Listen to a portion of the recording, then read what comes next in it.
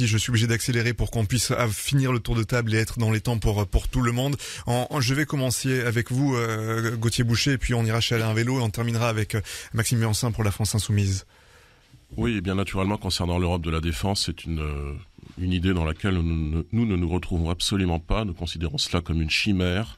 Cela nous rappelle un petit peu les débats qu'il y avait eu au début des années 1950 sur la communauté européenne de défense. Autre chimère. Il est impossible de faire une Europe de la défense avec un pays, la France, qui est le seul à avoir un outil de défense complet, qui est désormais dans l'Union européenne le seul à avoir le feu nucléaire. Et nous devisons là depuis quelques minutes avec le représentant de la liste macroniste et le représentant socialiste sur la potentialité d'être co-belligérant vis-à-vis d'une puissance qui, encore une fois, premièrement est une superpuissance, deuxièmement est dotée du feu thermonucléaire. Ce sont là des débats qui sont tout à fait dangereux. Il est tout à fait dangereux. Vous êtes un marchand de peur qui veut affaiblir la défense européenne et faire le jeu de Poutine. Monsieur, vous n'avez aucune leçon. Vous êtes des laquais de Poutine. Leçon. Et vous étiez des laquais de Philippe Pétain en 1940, monsieur Clergeau, pas de leçon. Vous avez voté les pleins pouvoirs, rappelez-vous, dans un casino à Vichy. Vous savez qui est Léon Blum, vous savez qui est Pierre Mendès France. Oui, je sais qui est Pierre Mendès France. Pierre Mendès France a refusé la CRD en 1953, monsieur. Il a refusé votre Europe de la défense, Pierre Mendès France. L'extrême droite.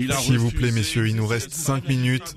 Consistant à faire la guerre à une superpuissance. Christophe Lergeau. Encore une fois du feu nucléaire. Vous ne ferez pas, monsieur, mourir les Français pour Kiev ou pour Moscou. Les Français ont le droit, monsieur, d'être respectés dans leur désir de ne pas faire la guerre. Encore une fois, effectivement, la Russie a agressé l'Ukraine. Et il faut une aide humanitaire à l'Ukraine et il faut une aide défensive à l'Ukraine. Merci beaucoup, Gauthier Boucher. Je suis désolé. Il ne faut pas nous faire entrer dans une forme de co-belligérance. On va devoir s'arrêter là pour pouvoir laisser la parole. Gauthier Boucher. Vous Boucher. aurez alors le sang des Français sur les mains. Merci beaucoup, Gauthier Boucher.